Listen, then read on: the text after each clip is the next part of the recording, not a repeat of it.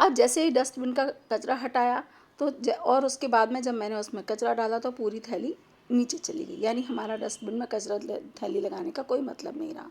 Gas stove हर दिन हमारा गंदा होता है और हर दिन हमें साफ़ करना पड़ता है। हमारी किचन में बहुत सारी कांच की बॉटल्स इकट्ठी हो जाती हैं, उन बॉटल्स का क्या किया जाए, प्लेटफॉर्म को कैसे साफ़ रखा जाए, ऐसे ही कुछ टिप्स लेकर के आज मैं दोस्तों आपके सामने हाजिर हूँ। तो नमस्कार फ्रेंड्स, प्रतिभास टेस्टी किचन में आपका बहुत बहुत स्वागत है। आज मैं आपको बता रही हूँ कुछ किचन से रिलेटेड क्लीनिंग टिप्स। सबसे पहले गैस का चूल्हा दिन में लगभग 3 बार तो हर घर में गंदा होता ही है।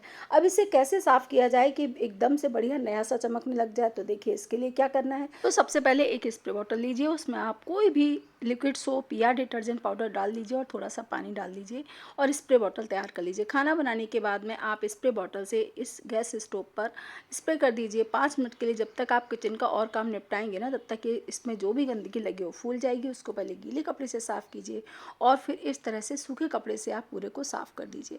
यदि गैस स्टोव पर रखे हुए जो आपके बर्नर होते हैं उनमें दूध वगैरह लग गया है तो उनको भी अच्छे से धो लीजिए और उसके बाद रखिए। जो हमारा गैस स्टोव है उसको बाजू से भी साफ़ कीजिए और सामने से भी नीचे उचका करके ना आप प्लेटफॉर्म से को भी पूरा अच्छे से साफ़ कर दीजिए, ताकि क्या होगा, गैस स्टोव के नीचे किसी भी तरह की गंदगी नहीं रहने पाएगी। और हो गया हमारा गैस स्टोव साफ़। इसके बाद में हमारे घर में हर दिन कुछ ना कुछ आता है, जो ग्लास की बॉटल्स में आता है, शहद है, कोई भी चीज़ आती है ना तो ग्लास बॉटल्स में आती है और ढेर सारी ग्लास बॉटल्स इकट्ठी हो जाती हैं। तो इन्हें कैसे साफ़ किया जाए, तो इनको आप क्या कीजिए, गर्म पानी अच्छे से कर लीजिए और इतना पानी डालिए कि जो लेबल वाला पोर्शन है ना वो पूरा अच्छे से भीग जाए। इनको पड़ा रहने दीजिए 1 से 2 घंटे तक के लिए और उसके बाद में चाकू से लेकर के इस तरह से रब कीजिए तो जो लेबल लगा हुआ है ना वो पूरा लेबल आ जाएगा बाहर। उसके बाद में स्क्रबर से इस तरह से स्क्रब कर दीजिए तो जो पेपर की हल्की सी भी लाइन होगी ना वो भी हट जाती है। और इसी तरह से मैंने अपनी इन सारी बॉटल्स को साफ़ कर लिया। अब इन बॉटल्स में आप चाहें तो मसाले भर कर रखिए, खड़े मसाले रखिए, या फिर इनको इस तरह से डेकोरेशन में यूज कर सकते हो। ऐसी बॉटल्स ना फ्रेंड्स बाज़ार में बहुत महंगी आती हैं।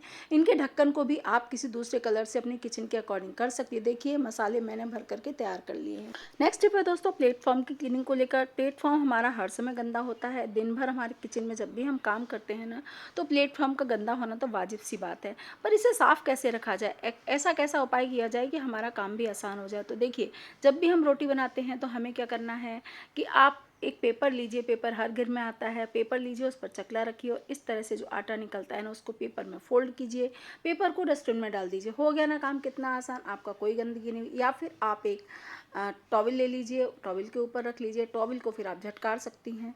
तो इस तरह प्लेटफॉर्म हमारा साफ़ रहेगा। नेक्स्ट आता है वेजिटेबल्स। हम दिन भर हम छीलते हैं जब भी बनाते हैं, तो छीलने के बाद में कैसे किया जाए कि प्लेटफॉर्म साफ़ रहे, या फिर हम डाइनिंग टेबल पर छील रहे हैं तो वो साफ़ रहे। जनरली लोग इस तरह से छीलते हैं कि डाइनिंग टेबल हो या प्लेटफॉर्म, वहाँ पर इस तरह से छील करके ढेर लगा लेते हैं। ढेर लगाने के बाद में इस ढेर को उठा करके फेंक दिया जाता है और उसके बाद में फिर कपड़ा लेकर के इसकी सफाई की जाती है। तो आप मान के चलिए कि 5 मिनट तो आपको लग ही जाते हैं। इसकी जगह हमें क्या करना है, और या फिर आप क्या करते हैं, एक बास्केट लेते हैं, बास्केट में इस तरह से रख लेते हैं तो फिर बास्केट गंदी होती है। तो इसके लिए आप सबसे अच्छा उपाय क्या है, आप एक सुबह ही बास्केट ले लीजिए। मैं क्या करती हूँ, सुबह बास्केट लेती हूँ, उसमें मैं एक प्लास्टिक की थैली लगा लेती हूँ, उसके बाद में कचरा इसमें डालते रहते हैं और फिर इस थैली को रिमूव करती हूँ प्लास्टिक की डलिया से और उसके बाद में थैली को रिमूव करके मैं अलग रख देती हूँ और कचरे वाले को दे देती हूँ। तो आप ये टिप अपना सकते हैं। इसके बाद है कि हम हरी सब्जियाँ साफ़ करते हैं तो अक्सर कैसे साफ़ की जाए कि सफाई भी बनी रहे, तो इसके लिए भी आप एक पेपर लीजिए, चाहे प्लेटफॉर्म पर साफ़ कर रही हैं या डाइनिंग टेबल पर, पेपर लीजिए, साफ़ कर लीजिए, साफ़ वाले पोर्शन को अलग कीजिए और बचे वाले पोर्शन को आप फेंक दीजिए। तो जो गंदा वाला है पोर्शन वो आपने फेंक दिया। उसके बाद में आता है कि डस्टबिन। डस्टबिन से हम जब रोज़ कचरा निकालते हैं ना तो क्या होता है, इस तरह से हमने कचरा निकाला, निकालने के बाद में हम जब दे देते हैं कचरे वाले को, उसके बाद में हम थैली लगाते हैं। प्लास्टिक बैग को लगाने के बाद में जैसे ही हम खड़े खड़े उसमें थोड़ी सी दूरी से भी कचरा डालते हैं ना, तो ये देखिए पूरा कचरा नीचे, थैली जो है ना वो नीचे चली जाती है, कचरा भी चला जाता है और हमारा अपने डस्टबिन फिर डस्टबिन से के गंदा हो अकॉर्डिंग आप जाता है। पॉलीथीन तो बैग्स इसके लिए लेकर आप के क्या आएँ। करें, उसमें पॉलीथीन बैग को रखने के बाद में आप इस तरह से एक रबर बैंड लीजिए, छोटा या बड़ा कोई सा भी रबर बैंड आप ले सकते हो, और जब आप प्लास्टिक बैग को लगा देते हो ना तो उसके बाद इस तरह से एक रबर बैंड को उसके ऊपर चढ़ा दीजिए।